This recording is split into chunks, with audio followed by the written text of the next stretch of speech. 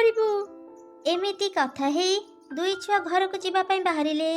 ରାସ୍ତାରେ ସେମାନେ ଦେଖିଲେ ମିଟୁ ଆଉ କାଉ ଏକ ଗଛ ମୂଳେ ବସି କଥା ହେଉଛନ୍ତି। ଦୁଇ ଚଢ଼େଇ ଛୁଆ ତାଙ୍କ କଥା ଶୁଣିବା ପାଇଁ ତାଙ୍କ ପାଖ ଗଛରେ ଯାଇ ବସି ପଡ଼ିଲେ।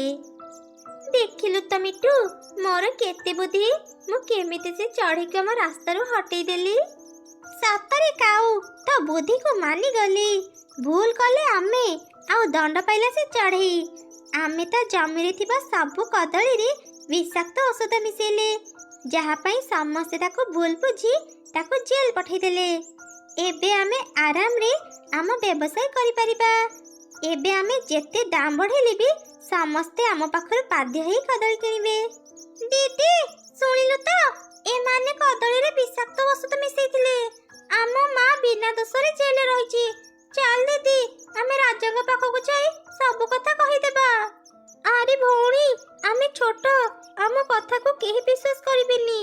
ଆମ ପାଖରେ କିଛି ପ୍ରମାଣ ବି ନାହିଁ। କାଉ ଆଉ ମିଟୁ ଯଦି ନିଜ ଦୋଷ ମାନିବେ, ତାହେଲେ ଯାଇ ଆମେ ଆମ ମାକୁ ଜେଲରୁ ବାହାର କରିପାରିବା। ହେଲେ ଦିଦି, ଏମାନେ ତ ନିଜ ଦୋଷ ମାନିବେନି, ଏବେ ଆମେ କ'ଣ କରିବା? ମୋ ପାଖରେ ଗୋଟେ ଉପାୟ ଅଛି। ଚାଲ, ଆମେ ଏବେ ଘରକୁ ଯିବା। ତାପରେ ଦୁଇ ଚଢ଼େଇ ଛୁଆ ନିଜ ଘରକୁ ଗଲେ। ସେମାନେ କାଗଜରେ କିଛି ଲେଖି ମିଟୁର ଘରକୁ ଗଲେ। ଗୋଟେ ଚଢ଼େଇ ଛୁଆ ମିଟୁର ଖଟରେ ସେ କାଗଜକୁ ରଖିଦେଲା। ଆଉ ଏକ ଛୁଆ ମିଟୁ ଛୁଆକୁ କହିଲା, ଆରେ ମିଟୁ ଛୁଆ, ଆଜି ତୋ ମା ଆଉ ଘରକୁ ଫେରିବେନି। ସେ କିଛି ଦିନ ପାଇଁ ବାହାରକୁ ଯାଇଛନ୍ତି। ତୁ ଆମ ସାଙ୍ଗରେ ଆମ ଘରକୁ ଚାଲ। ଆଜିଠୁ ତୁ ଆମ ଘରେ ରହିବୁ। ତୋ ମା ଯେତେବେଳେ ଘରକୁ ଫେରିବେ, ତତେ ସେ ଆମ ଘରୁ ନେଇ ଆସିବେ।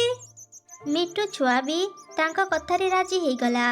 ତାପରେ ସେ ଦୁଇ ଚଢ଼େଇ ଛୁଆଙ୍କ ସହ ତାଙ୍କ ଘରକୁ ଚାଲିଗଲା। କିଛି ସମୟ ପରେ ମିଟୁ ଘରକୁ ଆସିଲା। ଘର ସାରା ସେ ତା ଛୁଆକୁ ଖୋଜିଲା, ହେଲେ କୋଉଠି ବି ସେ ତା ଛୁଆକୁ ପାଇଲାନି। ସେତେବେଳେ ତାର ନଜର ଖଟ ଉପରେ ଥିବା ସେ କାଗଜ ଉପରେ ପଡ଼ିଲା। ସେ କାଗଜ ଉଠେଇ ପଢ଼ିବା ଆରମ୍ଭ କଲା।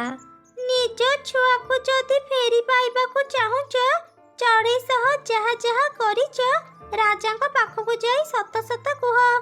କିଛି ଚାଲାକି କରିବନି, ନହେଲେ ତମ ଛୁଆକୁ ଆମେ ମାରିଦେବୁ। ହେ ଭଗବାନ, ମୋ ଛୁଆ ଏବେ କୋଉଠି? କିଏ ଏମିତି କରିଛି?